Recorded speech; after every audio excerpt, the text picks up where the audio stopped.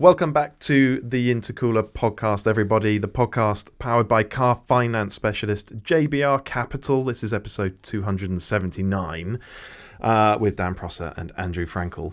Lots that we want to get through this week, Andrew. We've also got a guest joining us halfway through this episode. We do.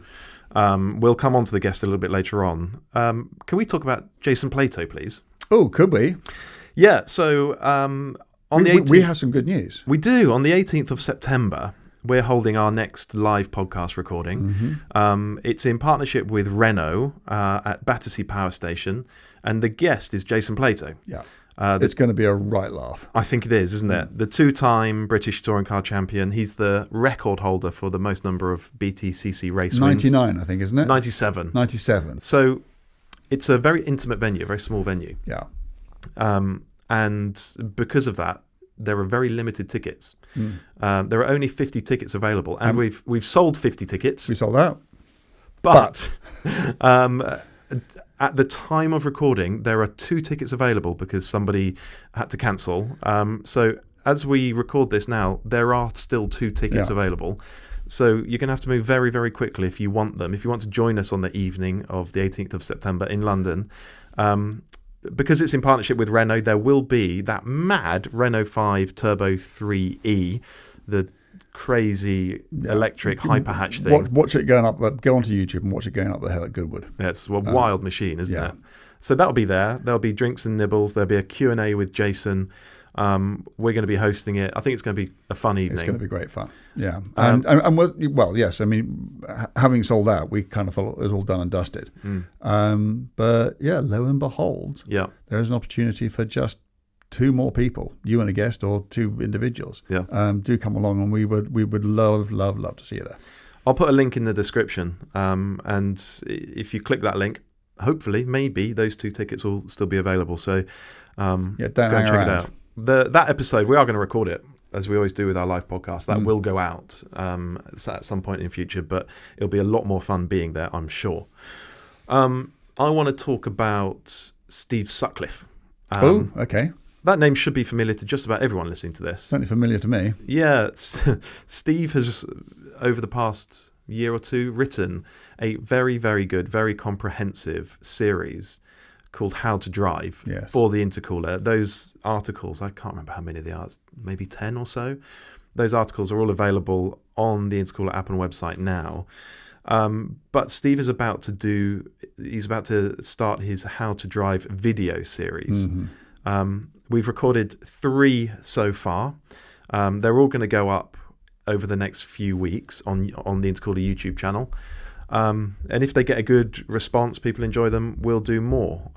So they're not live yet. This is just sort of marking your card, everybody. If you're interested in this sort of advanced driving techniques that we all get turned on by, then look out for that video series coming very soon. We'll mention it again on this podcast. We'll make it very visible on the app and website and on social media, so hopefully you won't miss it. Can we say what each of these episodes that we've done so far comprises? Yeah, so the first one is how to drive your favourite B road. Yeah. So he's talking about all the techniques and the tips and tricks that you can use to have more fun on a B road and be safer. We've already got all 3 of this first batch ready to go. I've seen them all. They're brilliant videos. What he's not doing is telling you how to lower your PB down your favourite stretch of road. Thank goodness for that. That's not what it's about. No. He's approached it in a very mature, very grown-up way. But it's not just about being safer. It is about how to have more enjoyment on your favourite road without taking stupid liberties. And the next 2 are shot on track at Thruxton. And the first one is how to get the most out of a rear-wheel drive car on track. And the second was how to get the most out of a four-wheel drive car on track. So really drilling down into the details, the differences between rear and four-wheel drive cars. Let us know when these videos go out. Get in touch. Watch them. If they get a good reception, if they perform well, we'll do more. I hope that they do. I've really enjoyed working with Steve on them and enjoyed watching the output as well. And can we say roughly when the first one's going to land? So I think in the next week or two. Okay. So keep tuned. Yeah, stay tuned to our YouTube channel. And we'll make it very, very obvious when the first one is out there. There's some news, isn't there? Should we talk a bit of news? It is the Munich Motor Show. It's live at the moment. It kicked off over the weekend, didn't it? It's, of course, these days, it's not a motor show, it's a mobility show. I don't know if you've had a chance to have a look at some of the stuff that's out there. I know about a couple of the things that are going to be there. Yeah. So I mean, there's at least one truly, possibly, game changer for the manufacturer, but very important car. Which one's that? The BMW. Yeah, the iX3. Yeah. I mean, it is. It is just another electric BMW SUV. But to give the context, in 1962, BMW was in a terrible state because it was selling either cheap bubble cars, which you can make no money on, or really expensive luxury cars, which nobody wanted. And what they did was they thought, well, we're going to throw out that business plan, and we're just going to build a really great family saloon. And this car, which was known as the Neue Klasse, went into production of the 1500 in 1962, and it changed everything. The modern BMW was born the day that car appeared on that show stand. And this new iX3, they are dubbing the Neue Klasse. So if you like, the Neue Klasse. So it's the first time in over 60 years that they have felt so moved as to use that appellation for a new car. And it's a completely new design language for BMW. And Neue Klasse is a new family of cars, isn't it? It's exactly. Well, that's the thing. It's not just an SUV. This is the design language. This is the architecture. This is basically how BMWs are going to be for not just years to come, but decades. This is the new BMW. It's a complete relaunch for the new brand, era, isn't it? For the new era. And so, don't just look at it. And when we put a story on the website and app about it, I think some of the comments were quite mixed. I think it's an attractive car. I think it's an interesting looking car. Certainly compared to some of the BMWs that we have seen of late, like the XM. I think it's a really nicely designed car. And if you look at all the stats in terms of sort of range and power, recharge speeds, but also the price they're charging, it is, on paper at least, super, super competitive. 500 miles WLTP range is an EV. That is something, isn't it? If we know it won't do 500 miles. No, but if it'll do 400 in gentle driving, or 350, wherever you like, that is, that's really something. I mean, that is going to open it up to a whole constituency of people who wouldn't have considered one before. And the real point is this is just the first. It's the new 3 Series, which I think comes next year. Which will share the same architecture, and because presumably it'll be lower and lighter, whatever the figures for the iX3 are, the 3 Series figures will be even better. That's the one that I'm really excited about. I mean, it really does seem. Sometimes the manufacturers have these sort of landmark moments. I mean, most recently that I can think of is Volkswagen tried to do it with the ID.3 and saying it was the third, of the landmark Volkswagens after the Beetle and the Golf. Yeah, that was a mess, wasn't it? Excuse me. It really was a mess because the car just wasn't right. And it turned out to be a bit of a nightmare for them, and they had to revise the car very quickly. And this massive relaunch. So I guess what I'm saying is we can't just assume that this car is going to be as amazing as it seems. We need to drive it and hopefully get to live with the one for a bit before we can make any sort of proper pronouncements about it. But it at least has that potential. And I'm someone who has driven and enjoyed so many BMWs over such a long period of time. I want nothing but the best for it, and I really, really hope that it is good as it both looks and appears on paper. Yeah, it's a start of a bold new era for BMW. So let's see what else comes. There's a new Polestar 5, which is very much a Porsche Taycan rival. Yes. The top spec one is going to have 900 bhp. That sounds quite Taycan Turbo SE, doesn't it? It does, rather. And why? I know, but they can't help themselves. It looks quite cool in that sort of Polestar-ish way. That's reasonably interesting. There's a new Audi as well, the Concept C. So it is a concept, but apparently the showroom car that will follow in a couple of years' time is going to look very, very similar. It's not really a new TT because apparently it's going to sit between the space that was occupied by the old TT and the R8. Okay. So it's TT Plus. TT, something like that. But it's an EV and it shares a lot of the hardware with the forthcoming Boxster and Cayman EVs. Yes.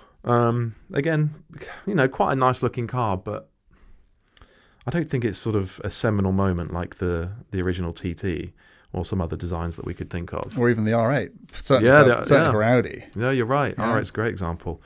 What else was there? Well, the 911 Turbo S. I don't know if this was at Munich or if it was... Yes, it was there. It was, okay. Yeah. So this is the 992.2 911 Turbo S. We speculated a while ago, didn't we, when the GTS, the Carrera GTS was new, that the turbo would arrive with 2 of that car's electric turbos. Yes. And indeed it has done. Yes. So it's the same new 3.6 litre flat six with twin electric turbos and a hybrid. Did we not also say that its power output will begin with a 7? We did, and it does. It's 701 bhp. Doesn't matter. No, we got that right. And so it is a hybrid. So it's got the turbos have got motors on them, electric motors to spool them up very quickly. Yeah. So it has both, doesn't it? I mean, so the turbos are hybrids. Yeah. They are powered both by exhaust gases and electricity. Yeah. That's why it's a hybrid. There's also an electric motor within the transmission. There's also a 1.9 kilowatt battery and an electric motor operating like a conventional hybrid. So it's kind of like a hybrid. It is. And I remember when we drove the Carrera GTS for the first time earlier this year, and I felt the performance, and it didn't feel the sort of profile, the acceleration profile was different to a 911 Turbo because those cars typically are quite boosty, so there's a little bit of lag, a reasonably high boost threshold, so you're waiting just a touch for that acceleration to hit you. That's going to go. That's going to be completely gone. Yeah. It's just going to go. It is going to be, because if you remember, because exactly what you're talking about, Porsche said that although ultimately the old Turbo S was clearly a quicker car because it had much more power, 650 horsepower, the new GTS was quicker out the blocks. Yeah. I can't remember what measure they gave, but over the first about 20 meters or whatever, because of that immediacy. It just goes. Well, imagine what a Turbo S is going to do with 700 horsepower and four-wheel drive, and bang, gone. It's going to be wild. Yeah. It doesn't actually have any more torque than the previous car, 590 pound-foot, but that'll be a gearbox limitation. Probably, but it's a much flatter torque curve, so the area under the curve is far bigger. Okay. Yeah. The coupe is going to cost £199,100, and the cab another 10 grand. Deliveries begin before the end of this year. So it's going to cost, I mean, I suppose that's always been the way. It's not quite, but it is almost twice as much as a base spec Carrera.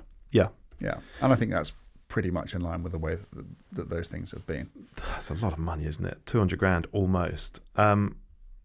They say that it's 14 seconds faster around the Nürburgring than the previous car. I can believe it. Easily believe that. That's around a second a mile. In rallying terms, a second a mile or a second a kilometre, either measure, is sort of the difference between a world champion and a journeyman. Yes. Because if you take the full length, the full distance of a rally, it might be a couple hundred miles. Mm-hmm. You're minutes behind come the end of the rally if you're a second a mile off. Yeah. And you look like a no-hope. You're obviously still a very good driver, but you look like a no-hoper finishing minutes off the guy who wins. So it's the difference between a great driver and a journeyman. So a second a mile is a big, big difference for any kind of car. But do we know, for instance, that's on a like-for-like tyre? Because, I mean, all Porsche would have to do, and I don't know whether they've done this or not, to get that 14 seconds is just to make a Cup 2 an optional tyre. Yeah, so I don't think they've said. And they could do that. But let us say that the cars are comparable in terms of their tyres. Another 50 horsepower, a flatter torque curve, but that immediacy. Presumably there is a weight penalty, isn't there? Yeah, I think it's 70 odd kilos, maybe a bit more. I think it's 80 kilos. Is it? So that's not going to help. but just the ability to not at every single corner, every time you come on off the accelerator, which, as you know, is an awful lot of time around there. And those milliseconds you lose just waiting for the turbos to spool back up again, that's all gone now. More power, better deployment. Yeah, I can see it. But also, the aero will be a bit better. Even if the tyre is standard, then it's going to come on a bit. I just hope that it's down to that stuff and not it becoming a more extreme kind of car. Because I hope Porsche has remembered that most people who buy 911 turbos use them frequently, maybe daily. I have no doubt Porsche will have remembered that. I hope so. I think they know exactly what a Turbo S customer is like. And he's not someone who's going to go flinging it around the Nürburgring, or she. I think if they failed to tick that box, that would be a massive boo-boo. Yeah, the car needs to be comfortable and it needs to be quiet. It needs to be what 911 turbos have always been. Well, since the 993, which is when they first got twin turbos and four-wheel drive, they just need to be the ultimate point-to-point missile. Just ease, comfort, bang, go. Yeah, usability. Yeah, of course. All that stuff. We'll see. I mean, I think we'll drive it fairly soon. We'll see what kind of car it turns out to be. Do you just want to do a minute or two on Formula One at Monza? Yeah, so, I don't really want to do anything about the race. I just want to talk about McLaren's decision to swap back. So if you weren't watching it, it wasn't a particularly interesting race. Max was on pole because the McLaren doesn't work particularly well on circuits like that. What the McLaren excels at is medium to high speed corners. And there aren't really very many of those at Monza. It's a power circuit. It's a very, very low downforce circuit. Anyway, so Max got pole just, and then I think controlled the race from start to finish. And at the moment that I am talking about, Oscar came in to the pits to change from medium to soft tyres right towards the end of the race. And at the time, Lando was ahead of him on the track, 3 or 4 seconds ahead of him, a comfortable distance. And I think that was the way it was going to stay. And then Lando came in, I think 2 laps later, maybe 1, I think it was 2, and did his pit stop. But the front left wheel gun didn't work properly. And instead of having a 1.9, so Oscar had an absolutely unbelievable stop, a 1.9 second stop. I think Lando's was either 4.9 or 5.9. Don't know. Anyway, the point being is that he came out behind Oscar and was going to come third until they got on the radio and told them to swap back. And I just thought, that's wrong. They shouldn't have done that. I'm the world's biggest Lando fan. I've made no bones about it. I would love him to be world champion. More than anybody else out there, I want Lando to be the world champion, but I don't want him to be world champion like that. And there's no criticism of him. If he gets a free ride past his teammate, he's going to take it. But it was wrong it was just totally, it was wrong because it wasn't fair. It wasn't Piastri's fault that Norris's wheel gun malfunctioned or the handler didn't operate it properly or whatever the reason was. That wasn't Oscar. Why should Oscar pay a penalty for that? It's just not racing, is it? When you've got, the only interest in Formula One at the moment is which McLaren drivers come on the world champion. Yeah. And if you give out the impression, if you communicate to the outside world that actually your drivers are just puppets and they will just do whatever you want them to, then actually what you realize is you're not looking at a competition, a red hot competition between 2 drivers. You're looking at 2 drivers who are just doing what they're told. And I just think that is disappointing. I don't think it's very sporting. And I think it's wrong. I also think the drivers are also slightly to blame insofar as if this were Lewis or Vettel or, goodness me, Max being told to swap the place back, they'd have just said, get stuffed. They wouldn't have done it. They would have, if they'd gone off the circuit trying to overtake them and gained an advantage unfairly, then absolutely, you've got to give the place back. But Oscar didn't gain the advantage unfairly. Lando had a bit of bad luck. And why should Oscar have to pay the price for that? I just think, and I'm such a I say this now because I'm such a massive fan of McLaren and the way that they have gone about this entire thing. And, we did a podcast, didn't we, with Zach down at the McLaren Technology Centre, and I just couldn't fault the way that he went racing. This is the first time I've actually just thought, guys, you shouldn't have done that. You just got that wrong. That wasn't ultimately very sporting. And as you said to me, if Oscar ends up losing the championship by a point, how are they going to feel about that? Yeah. How's anyone going to feel about it? And how's Lando going to feel about it? Is he going to feel actually that his championship is slightly compromised? Do you think Oscar should have said, sorry, guys? Yes. Tough luck. Yes, I do. I think Oscar sort of said, look, guys, I am a team player. I understand what we're here to do.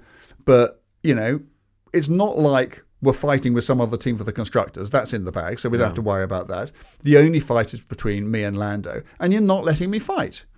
You are trying to stage manage it. And by trying to, it's that phrase, isn't it? The road to hell is paved with good intention. And I'm sure that what McLaren did was done for the best possible reasons, but it was the worst possible outcome, because I don't think that Lando would have been particularly happy with the second place.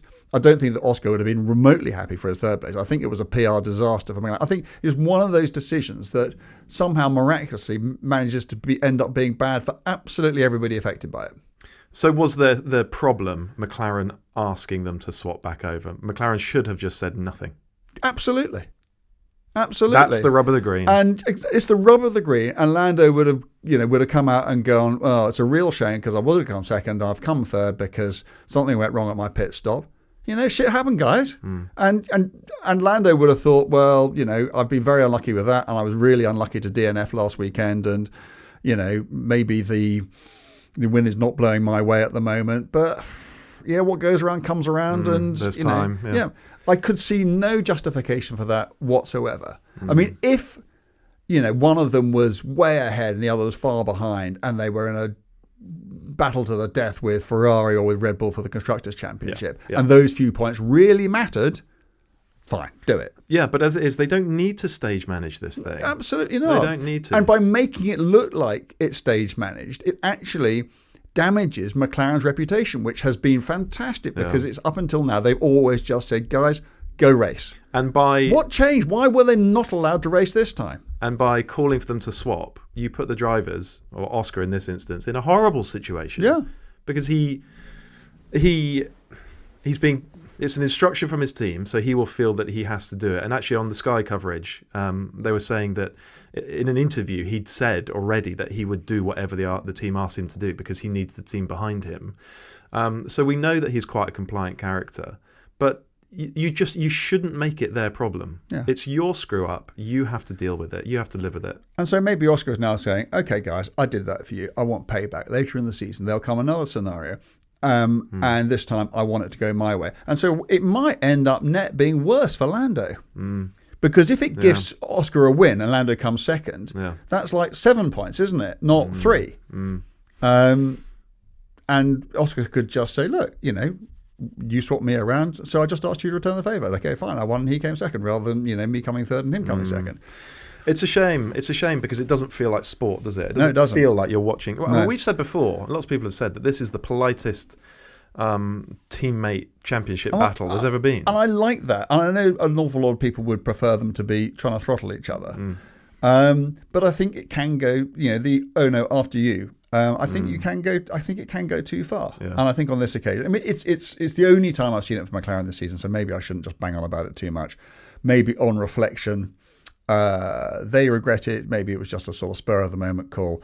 I can't really see them carrying on in that vein for the rest of the season, but I just really, really hope not, because if it does, they're not the team I thought they were. Yeah, I just hope it spices up. I just hope that this battle really gets going and it becomes so intense that you can't take your eyes off it. I got a text from someone who will be known to some people listening to this, so I probably shouldn't say who it is. But he sent me a long text saying, I've just had it with Formula One. Really? Because he just loves McLaren, and he just hated so much watching that, what he regarded as a pantomime play out within the team that is frankly the only reason he's watching it at the moment. He just said it's the last straw.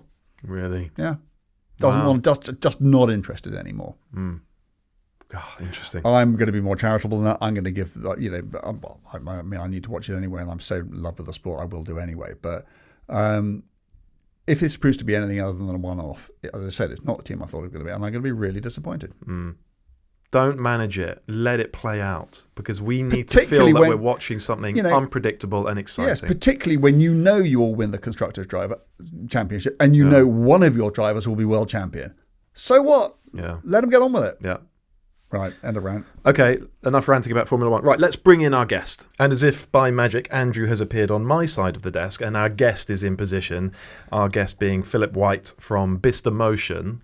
Philip, thanks for coming in. My pleasure. How are you? Are you well? Very well, thank you. Good to see you both. So you are brand and marketing director at Bicester Motion, but you are at the heart of everything that's going on at that fabulous site. And we wanted to get you in because it's a bit of an announcement, actually, Andrew, because the Intercooler is now an official media partner of Bicester Motion.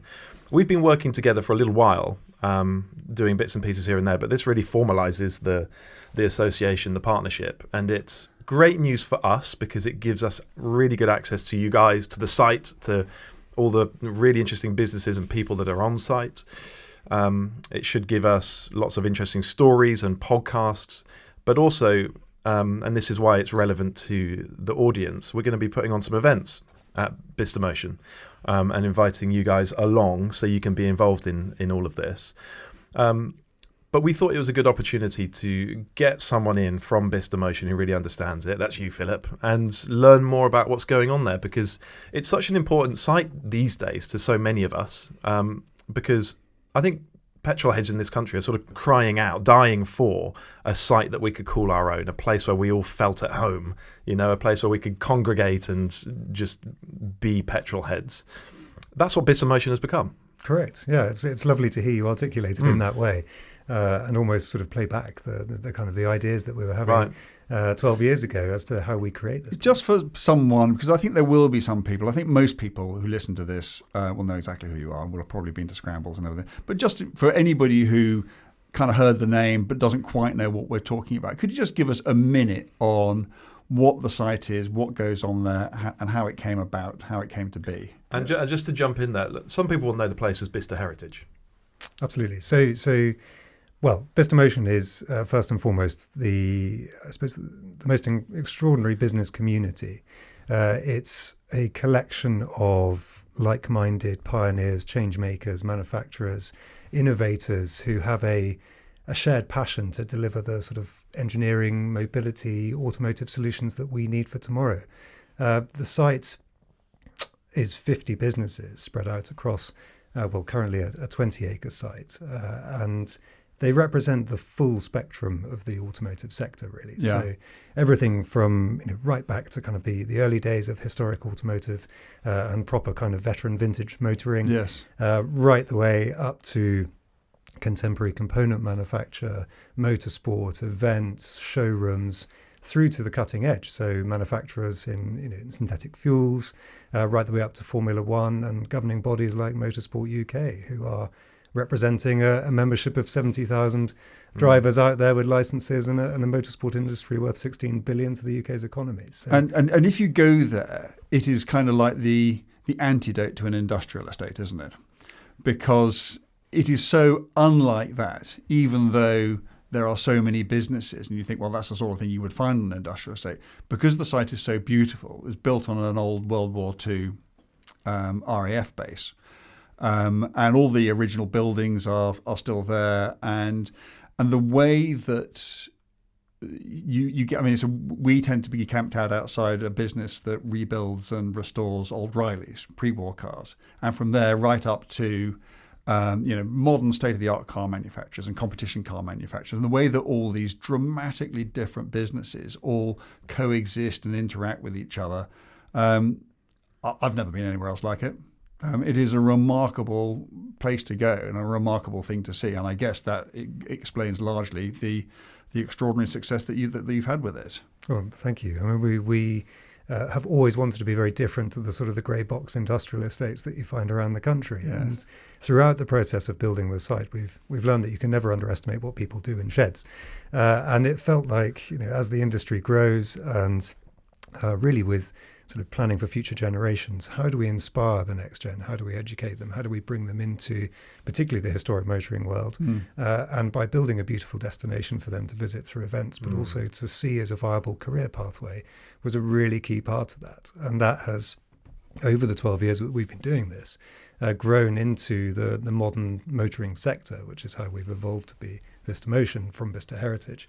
And we're now working with the likes of businesses like YASA, who are at the cutting edge of electric motor manufacture, creating beautiful products. And you were saying that they're literally about to set up shop, aren't they? Yeah, absolutely. So we've just finished their building, which was a 90,000 square foot, so our biggest building yet. Building delivered on time and on budget this year, which is a success for us. And we've handed over the keys for them to call it their new headquarters. So what do you say to those who might understandably be concerned that presumably because big modern OEMs and manufacturers probably got slightly deeper pockets than people who sort of walk around wearing overalls with pencils behind their ears, so people who fear that the charm might be lost because inevitably more modern facilities are going to take over. Are you still going to keep the sort of the charm and the original restorers and all those sorts of traditional businesses that made us all fall in love with Bicester in the first place? Absolutely, it's a huge part of the site, and of course the breadth of interest that we all have within the sector. And so you may well see those that are working for the kind of the cutting edge contemporary businesses, but they still have a passion for Land Rover Series 2s, or will turn up in their old car on the weekend. So it's a really important part of what we do, and of course the atmosphere of the site. Yeah. The way that people typically will interact with the site, Bicester Motion, the normal punters, I mean the listeners and the viewers, will be the scramble events. And I think you hold 3 or 4 a year. 3, isn't it? Absolutely. And the next one is October the 5th, and we'll be there again, as we usually are, displaying a bunch of interesting cars. Talk us about the scrambles. What was the original vision? How has it evolved? How is it different to what was originally planned? And are you pleased with the apparent success? Well, it sort of goes back to what you were saying earlier, and the those with the engineers with the older cars and the more sort of romantic end of the historic motoring world. We designed the Scramble as an event to be an access all areas space, and to, I think, dispel the myth that classic motoring in particular is an exclusive thing. It's not. The Scramble was always designed to be an access all areas, lower the drawbridge style event, where I suppose the unofficial motto for us was, if you love it, we love it too. And that brought in a wonderful community. And we made sure that there wasn't any sort of particular order to the displays. It was bring everything in and mix it all up, and you'd end up with a 2CV next to a 250 Ferrari. And there are very few events in the country where you go and see things like that. Of course, it was a way of interdispersing the enthusiasts in the motoring world with the businesses based on site, and to give them the opportunity to open their doors and show off what they were doing and bring people on the journey of their evolution. For us, we could tell the story of what we were doing and show the gradual renovation of the buildings on site as well, as we went through sort of phase by phase. And I suppose at the time, we didn't realise that it would turn into something so sort of popular within the motoring culture that we love. And now today it sits at sort of 8,000 visitors, and we have to very carefully curate and maintain that atmosphere, and we want it to be that size and not exactly. So you actually cap the number of people who are going to come, and that's not capped by sort of regulations or anything. That's just you deciding that that's the number that we're comfortable with, because we don't want to turn it into a zoo. We want to give people the best possible visitor experience at the sites, and to be able to see the cars and meet the businesses and meet our partners and get involved in the stands there and actually have the space to walk around, see the cars, take photos and chat to people. And even before you even get onto the facility, I mean, the car park itself, just wandering in there, just see the sorts of things that people turn up in when they go to a scramble. I might spend hours just wandering around there. It really is. If anybody's not been, I presumably you've long since sold out for the October event. But so seriously, it's a good question, is it? Because one of the things we always hear about the Scramble is basically, I think the term that is most readily associated with is sold out, because you do sell out very quickly, don't you? So if so the October's already gone, so the next one will be in January, I'm guessing. Yes. If somebody wants to make sure they're going to get a ticket, what do they need to do? So our Scramblers members can purchase tickets. They get a slight queue jump. Yeah. So just before the next Scramble in October, they have the chance to, if they've signed up, to get their tickets for January. And they can just do that on your website. Exactly. Yeah. And then from the day after the October Scramble, so the 6th, Monday the 6th of October, people will be able to purchase tickets for the January event. And if you go on a Monday the 6th of October, then you're likely to be able to get tickets. Yeah. Yes. Okay. So that's what you need to do. How do you keep people coming back? Is there any chance that if you've done one, you've done them all, or do you think there's enough variety, there's enough change that people are going to want to just keep coming back?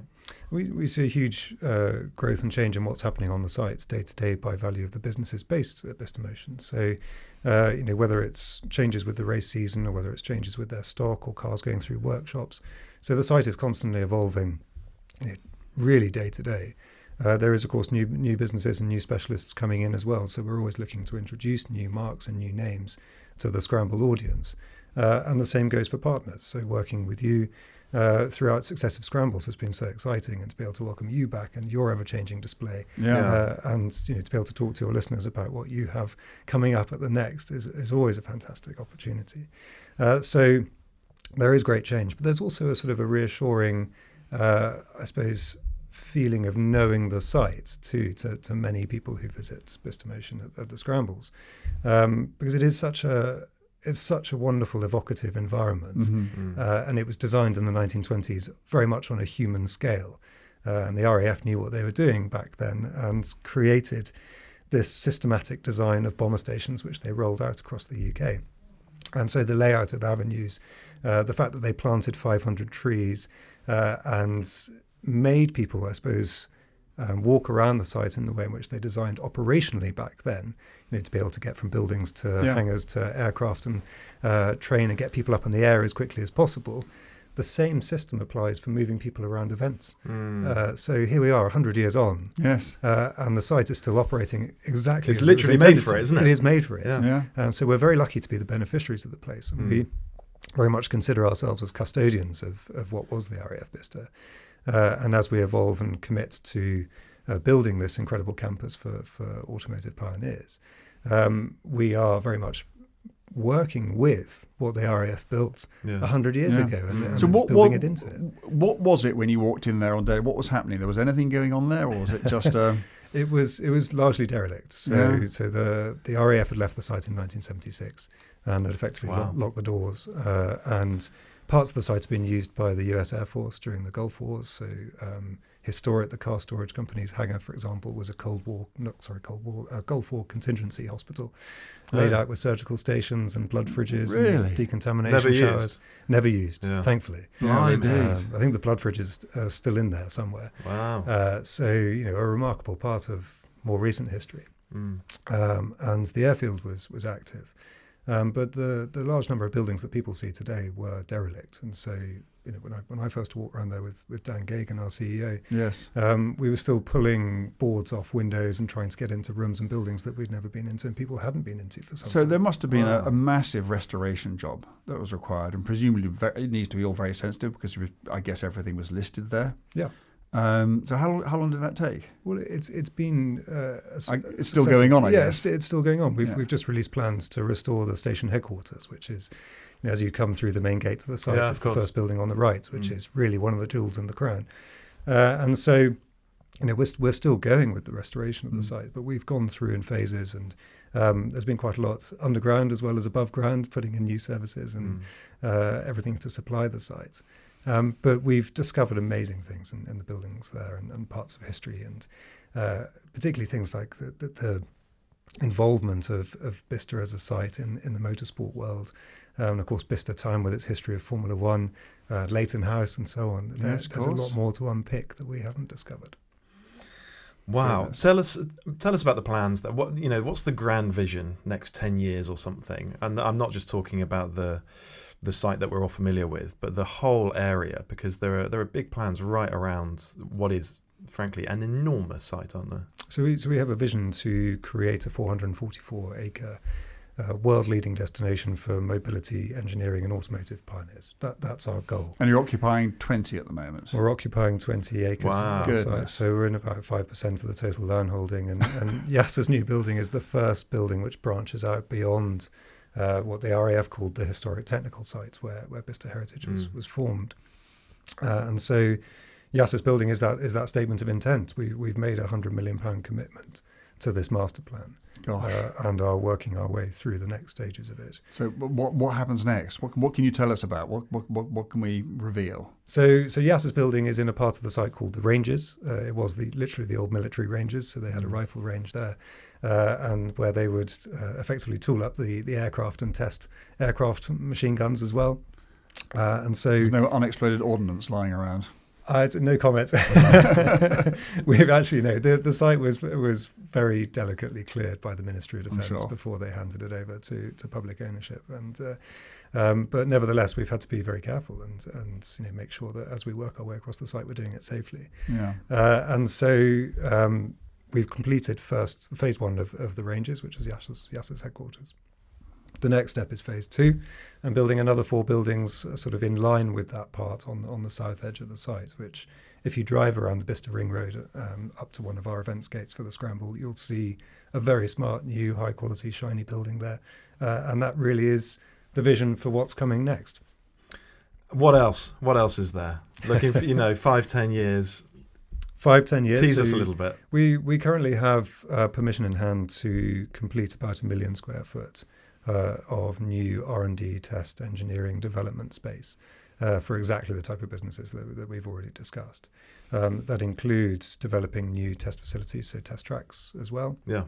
And over the last few years... You already have a test track, but it's quite short, isn't it? It's short, so it's about 1 kilometre in length, but actually quite fun. It's tight and twisty. I've been around. So is there a plan to do something much more on a much bigger scale? Indeed, there is. Yeah. We're not anticipating full-on racing. We're not Silverstone. It's not that kind of venue. It's about allowing manufacturers and enthusiasts and buyers to test products and to get involved and understand technology. So it's about a soft introduction to track activity. It's not about high-speed racing.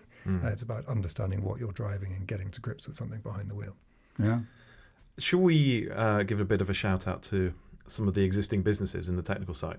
Absolutely. Because we've been involved with quite a few of them. You've mentioned Motorsport UK. We've done a lot of work with Motorsport UK. But there are so many. Maybe we can it's deeply unfair, but maybe we can just pick out a few and shine a bit of a light on some of those. Yeah. What springs to mind? One of my absolute favourites is Kingsbury Racing Shop. So they're a vintage Bentley specialist. And they are a great sort of case study, really, for how businesses at Bicester are growing and how we like to curate the site with businesses of this type. And Ewan, who runs Kingsbury Racing, joined us as a one-man band about 11 years ago. And he has since grown to, I think, a team of 8 now. He's expanded his workshop 3 times and is using the latest CNC cutting-edge machinery to create historic component parts for vintage Bentleys to keep these 100-year-old cars on the road, but not just running, but to continue to set records, to continue to win races and to compete in events like Peking Paris around the world. And I know that when Bentley were doing they did those continuation blowers and Speed 6s, that Kingsbury was one of the suppliers for those projects.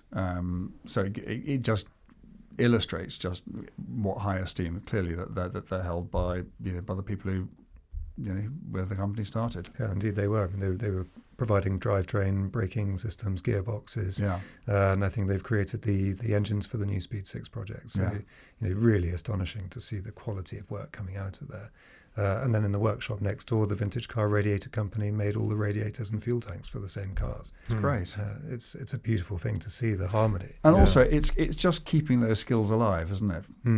going down the generations, because if people stop caring or people stop knowing how to do it, then the skills would evaporate, disappear, and be lost forever. Well, that's an excellent segue into talking about the Heritage Skills Academy, which again based next door to Kingsbury Racing. They've designed the UK's preeminent apprenticeship programme for skills and training within the historic car world. They have about 100 apprentices on site at any time. Really? Yeah, they are a remarkable business, and they've since grown their facilities. So they have 2 workshops at Bicester and another at Brooklands, which is a fantastic connection in itself. So the next generation are very much learning in and amongst the potential employers that they are hoping to find a career path with one day. It's great to see how effortlessly, how comfortably these small companies and the likes of Hero ERA, which has a collection of beautiful historic rally cars that you can go and hire for these amazing events around the country and around the entire world, and the likes of Sports Purpose, how those guys, they sit so comfortably alongside Polestar, which has a showroom at your place, and the likes of Yasser, who you said are moving in very soon. It just fits, doesn't it? It just seems to work in a really cohesive, elegant way. Was there anyone else that you wanted to shout out, given the chance now? How long have you got? No, I think. Well, let's talk at the other end of the spectrum. So Zero, for example, who are creating synthetic fuels on site. Yeah. They have reactors which are running the entire time, quite literally printing fuel. Wow. Which is still something that I can't quite get my head around. Blimey. You're not the only one. You put your code into the machine and tell it whether you want avgas or high octane race fuel or diesel or something suitable for the aviation or marine sector, and they create it. And is there a pump on site? Not quite yet. That would be fantastic if there were. They're still in the very early days, but their way of scaling up is constantly evolving. So within the next 5 to 10 years, we should see something like that. Goodness. Can we also just do a little bit on, I can't call it the little car company anymore, can I? Headley Studios. Headley Studios. So that place where they build what do they build? There's a Bugatti, there's an Aston, there's a Ferrari, there's a Bentley, all sort of scale, but purely completely functional electric versions, all done with the complete cooperation of the original manufacturers. I can remember the first time I went there, I sort of went running around all your little lanes on the site I think it was in a DB5, and just having the best time. Then I was out on the test track, 3-wheeling that electric Testarossa around the place. And then recently I was out in the, what do they call it, the Baby Blower, the Blower Junior, which is, it's not as big as a blower, but it's still big, isn't it? I think it's 70-75% scale. So it's about the size of a Volkswagen Golf. Yeah, or a Mini. Yeah, or a Mini, exactly. And road legal. Yep. And so we went up and down the road in that.